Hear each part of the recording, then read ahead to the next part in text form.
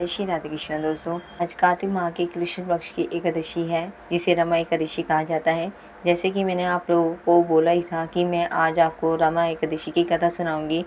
तो रमा एकादशी की कथा कुछ इस प्रकार है। एक समय की बात है, एक मुचकुंद नाम का राजा था। उसकी पुत्री का नाम चंद्रभागा था, जिसका विवाह चंद्रसेन के बेटे शोभन से हुआ।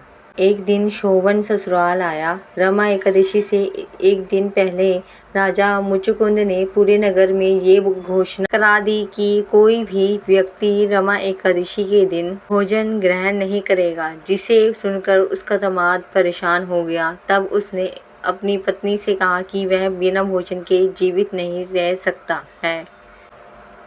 ये सुनने के बाद उसकी पत्नी ने कहा कि आप कहीं और चले जाइए, यदि यहाँ रहेंगे तो आपको इस व्रत नियम का पालन करना ही होगा।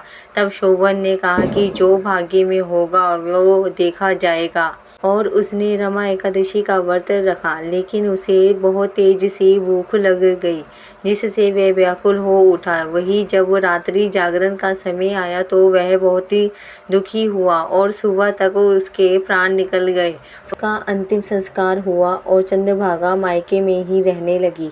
रमा एकादशी व्रत के पुण्य प्रभाव से शोभन को मंदराचल पर्वत पर सुंदर देवपुर प्राप्त हुआ। मुचकुंद नगर का एक ब्राह्मण शोभन के नगर में जा पहुंचा और उसकी मुलाकात उसकी पत्नी से हुई, जिसने पूरा हाल बताया। उसने पूछा कि आपको ऐसा नगर कैसे मिला। शोभन ने उसे रमा एकादशी के पुण्य प्रभाव के बारे में बताया। उसने कहा कि ये नगर अस्थिर है, आप चंद्रभागा से इसके बारे में बताना। वह ब्राह्मण अपने घर गया और अगले दिन चंद्रभागा को पूरी बात बताई। चंद्रभागा उस ब्राह्मण के साथ शोभन के नगर के लिए निकल पड़ी। रास्ते में मंदराचल पर्वत के पास वामदेव ऋषि के आश्रम में वे दोनों गए। वहां वामदेव ने चंद्रभागा का अभिषेक किया। मंत्र और एकादशी व्रत के प्रभाव से चंद्रभागा का शरीर दिव्य हो गया और उसको दिव्य गति मिली। उसके बाद वह अपने पति शोभन के पास गई। उसने चंद्रभागा को अपनी बाईं ओर बिठाया। उसने अपने पति को एकादशी व्रत का पुण्य प्रदान किया, जिससे उसका नगर स्थिर हो गया। उसने बताया कि व्रत के पुण्य प्रभाव से ये नगर प्रलय के अंत तक स्थिर रहेगा। उसके बाद दोनों सुखपूर्वक रहने लगे। बोलो जय विष्णु लक्ष्मी माता की जय।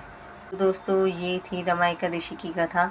कल धनतेरस है। धनतेरस के दिन किन किन भगवान की पूजा की जाती है और उन भगवानों की कथा किस प्रकार है, ये मैं आपको आने वाली वीडियो में बताऊंगी। राधे राधे।